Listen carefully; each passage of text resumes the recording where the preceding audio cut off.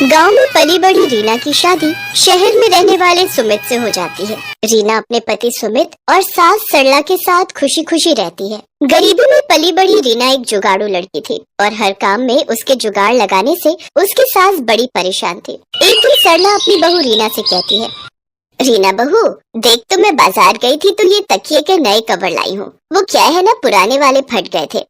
जानती हूँ माँ जी, इसलिए मैंने पुराने रखे सभी कवर को जोड़कर नया कवर बना दिया। ओह अच्छा, मैं तो भूल ही गई थी कि मेरी बहू तो जुगाड़ू है। वो हर चीज में कोई ना कोई जुगाड़ लगा ही लेती है। अच्छा, अब इन नए कवर को अलमारी में रख दे, कोई मेहमान आएगा तब निकाल लेंगे इसको। ऐसे ही कुछ दिन बीत जाते हैं। फिर एक रोज सरला और सुमित डिनर करने के लिए बैठे होते हैं। रीना गर्मा गर्म रोटी पकाकर उन्हें खिला रही होती है, लेकिन थोड़ा वक्त बीत जाता है तो रीना रोटी लेकर नहीं आती। तब सुमित उसे आवाज देते हुए कहता है, अरे रीना कहाँ रह गई? जल्दी रोटी लाओ ना, मेरी रोटी खत्म हो गई है। उधर रसोई में रोटी पका रही रीना सोचती है, हे भगवान, इस गैस सिलेंडर को भी अभी खत्म होना था। उधर माँ जी और सुमित जी रोटी का वेट कर रहे हैं। अभी आधे पेट उन्हें उठाना सही नहीं रहेगा। सोच रीना सोच, अपना ही कोई जुगाड़ सोच फिर से। इतना कहकर रीना छत पर रखी कुछ लकड़ियां ले आती है। फिर 4 ईंटों का चूल्हा बनाकर उसमें रोटी सेकती है और फिर गर्मा गर्म रोटी पकाकर सबको खाने को देती है। फिर अगले दिन सुबह सरला अपनी बहू की मदद के लिए रसोई घर में जाती है तो देखती है कि उसकी बहू बर्तन राख से धो रही होती है। अरे बहू, ये क्या कर रही है? तू राख से बर्तन धो रही है? हाँ माँ जी, अभी देखिएगा सारे बर्तन कैसे चमक जाएंगे। अरे हमारे गांव में तो साबुन कहाँ होता था, हम तो राख से ही बर्तन धोते थे। बर्तन में भी चमक आ जाती है, साथ ही साबुन के पैसे भी बच जाते हैं। हाँ हाँ, वो सब तो ठीक है, पर एक बात बता, तू ये राख लाई कहाँ से? अब क्या बताऊँ मैं आपको, कल रात को जब आप डिनर कर रहे थे तो सिलेंडर खत्म हो गया था और खाने के बीच से आपको उठाना मुझे सही नहीं लगा, इसीलिए मैं छत पर रखी लकड़ियाँ ले आई और 4 ईंट से चूल्हा बनाकर आप लोगों के लिए रोटियाँ सेक दी। हे भगवान बहू, तुझे पता भी है लकड़ियाँ कितनी महंगी हैं। वो लकड़ियाँ तो मैंने लोहरी पर जलाने के लिए रखी थी और तूने उनसे चूल्हा ही जला दिया। अरे माँ जी, खाना खाओगी तभी तो लोहरी देख पाओगी ना। अरे मेरी जुगाड़ू बहू, घर पर एक और सिलेंडर भरा हुआ रखा था, तू उसे लगा लेती ना। माँ जी आप तो जानती हैं मुझे सिलेंडर लगाना नहीं आता और खाने के बीच आप लोगों को उठाना जरूरी नहीं समझा। हाँ, कह तो तू बिल्कुल सही रही है। मैं तो भूल ही गई थी कि मेरी बहू को तो सिर्फ जुगाड़ लगाना आता है, दिमाग चलाना तो उसे आता नहीं। ये कहकर सरला वहाँ से चली जाती है। फिर एक दिन सुमित को ऑफिस जाने के लिए देर हो रही होती है तो वो जल्दी में नाश्ता करता है कि तभी पास में रखा पानी का गिलास उसके फोन पर गिर जाता है। ओह नो, ये क्या हो गया? क्या हुआ सुमित जी? मेरे फोन में पानी चला गया है और अब ये 1 हफ्ते के लिए बंद हो जाएगा। मेरी तो इम्पोर्टेंट मीटिंग्स थी, साथ ही मुझे अपने क्लाइंट्स को कॉल भी करना था। कुछ समझ में नहीं आ रहा है कि क्या करूं। आप चिंता मत कीजिए, मैं आपका फोन 1 दिन में ठीक कर दूंगी, तब तक आप मेरा फोन इस्तेमाल कर लीजिए। क्यों, तुम क्या 1 दिन में कोई जादू करने वाली हो क्या? अच्छा मुझे देर हो रही है, तुम जल्दी अपना फोन दो, मैं उसमें अपनी सिम लगा लेता हूँ। सुमित के ऑफिस जाते ही रीना उसके फोन को आटे के कनस्तर में डाल देती है। अगले दिन रीना सुमित को उसका फोन देती है तो वो जैसे ही फोन ऑन करता है तो वो पहले की तरह ही काम करना शुरू कर देता है। अरे वाह रीना, अब तुमने कौन सा जुगाड़ लगाया इसे ठीक करने में? जी, आपके फोन में थोड़ा पानी चला गया था, इसलिए मैंने इसे सुखा दिया आटे के कनस्तर में डालकर।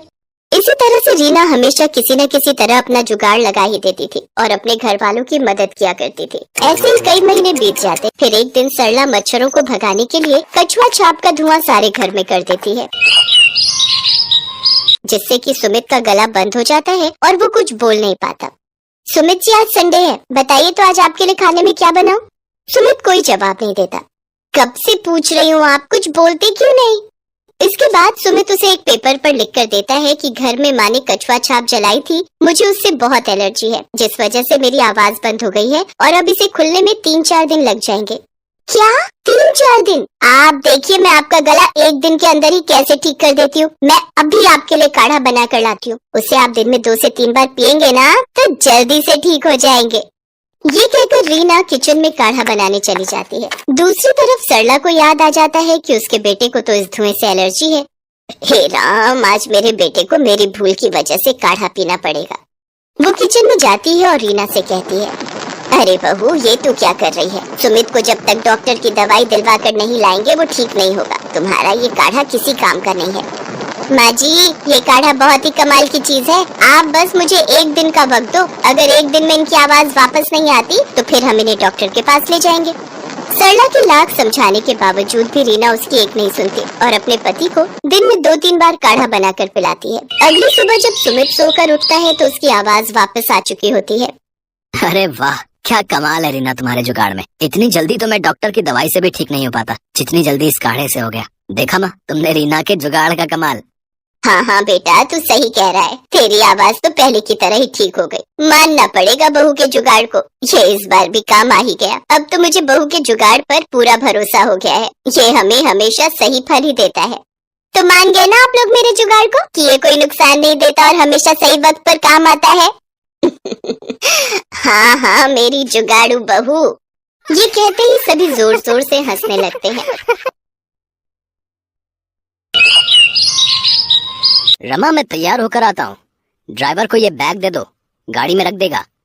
आज मेरी बहुत बड़ी मीटिंग है, ये बैग भूल ना जाऊं। संदीप ने बैग बोला था रखने के लिए, पर इसमें तो सामान है, ये निकाल कर बाहर रख देती हूँ। संदीप तो मुझे ऐसे ही बेवकूफ कहते हैं। संदीप ऑफिस चला जाता है। शाम को वो गुस्से में ऑफिस से घर आता है और रमा को आवाज लगाता है। रमा, रमा, इधर आओ। मैंने तुमसे कहा था ना कि आज मेरी बहुत जरूरी मीटिंग है। मेरा बैग ड्राइवर को दे दो, वो गाड़ी में रख देगा। तुमने ड्राइवर को खाली बैग दे दिया। मेरी सारी फाइलें कहाँ हैं? आपने बोला था कि बैग गाड़ी में रखवा दो। आपने फाइलें बोला होता तभी तो रखवाती। बेकार में मुझे डांटते रहते हो। बहू आई अम्मा जी, मैं जा रही हूँ, मुझे अम्मा जी बुला रही हैं। अरे इसके साथ रहकर तो मैं भी बेवकूफ बन गया हूँ। पता नहीं किस दिन इसे अक्ल आएगी।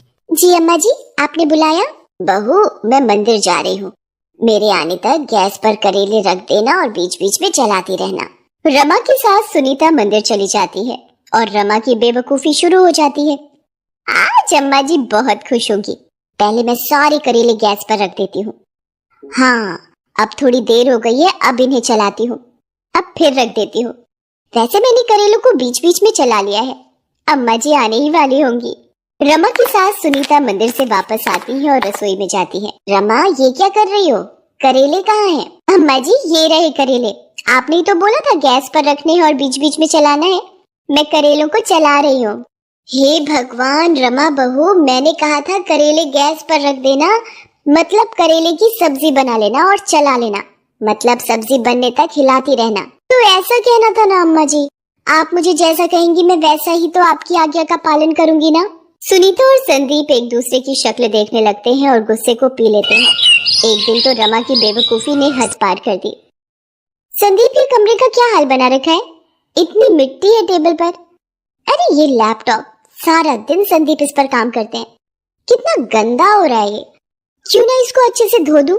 रमा लैपटॉप को सर्फ के पानी में डुबोकर धो देती है और कपड़े सूखने वाली रस्सी पर टांग देती है। तभी संदीप आ जाता है। रमा, अरे रमा ये क्या किया तुमने? मेरा लैपटॉप। हाँ इस पर बहुत धूल मिट्टी हो रही थी, मैंने सोचा इसको अच्छे से धोकर सुखा देती हूँ। मैंने सही किया ना? रमा तुम सचमुच तुम बेवकूफ पत्नी हो। मेरा दिमाग खराब था जब तुमसे शादी की मैंने। रमा बहू तुम में जरा भी समझ है? लैपटॉप भी कोई धोने की चीज है? अब क्या बात है, क्यों इतना शोर मचा रखा है?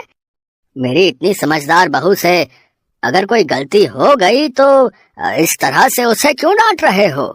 जाओ बहू, तुम रसोई में जाकर मेरे लिए एक गिलास पानी ले आओ। बाबूजी पानी घड़े का लाऊं या फ्रिज का? बेटा घड़े का ले आओ। बाबूजी छोटे घड़े का पानी लाऊं या बड़े घड़े का? बेटा किसी भी घड़े का ले आओ। अच्छा तो स्टील के घड़े का पानी लाऊं या मिट्टी के घड़े का?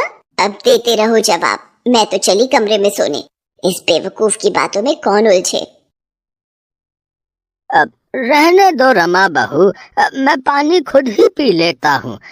तुम अपना काम करो। अच्छा हाँ।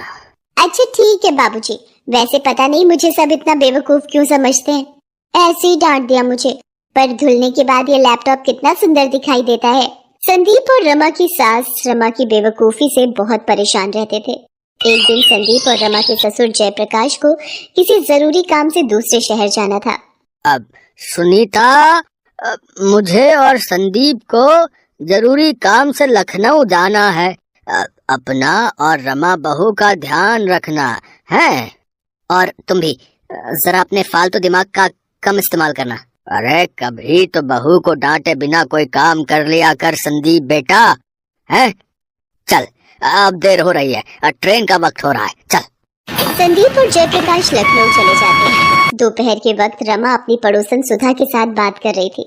अब क्या करूं सुधा, तू ही बता, कितना ध्यान रखती हूँ सबका, फिर भी संदीप और माँ जी मुझे बेवकूफी समझते हैं। वो तो तू है ही। क्या कहा? नहीं कुछ नहीं, मेरे पास एक इलाज है जिससे तेरी सास और पति तेरे से खुश हो जाएंगे। मैंने भी यही अपनाया था, बहुत चमत्कारी नुस्खा है।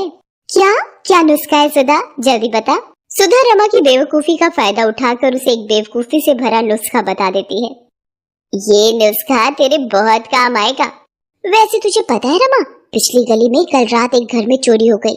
चोर छत के दरवाजे से घर में घुस आए थे। क्या? छत के दरवाजे से? मुझे याद आया, हमारी भी तो छत का दरवाजा खुला रहता है, उसकी कुंडी खराब है। चलो अच्छा है चोरों को ये बात पता नहीं चली।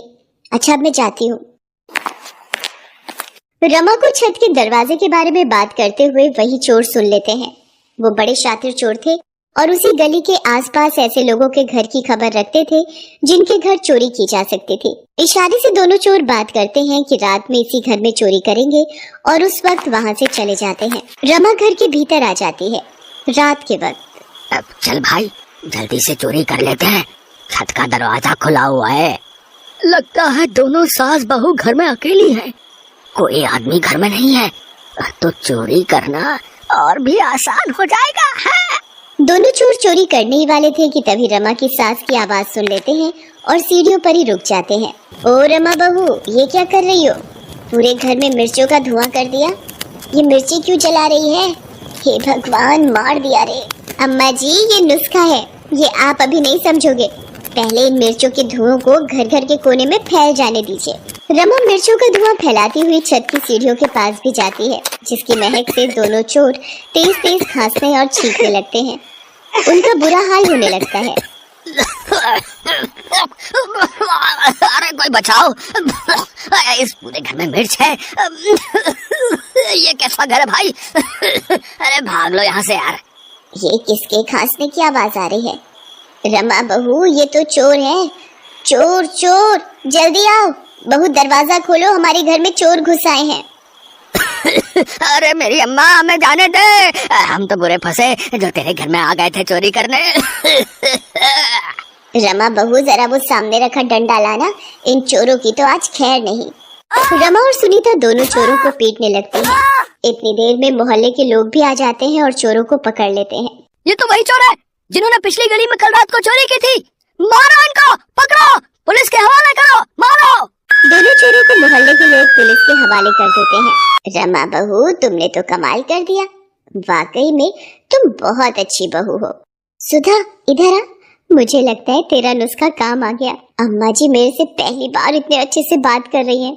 मिर्ची वाला नुस्खा अपना असर दिखा रहा है और उन्होंने मुझे अच्छी बहू भी कहा, नहीं तो हमेशा बेवकूफ बहू ही कहती हैं। सुधा अपना सा मुंह लेकर रह जाती है क्योंकि रमा की बेवकूफी भरे नुस्खे ने सच में उस दिन कमाल कर दिया। जयप्रकाश और संदीप जब वापस लौटते हैं उन्हें भी सारी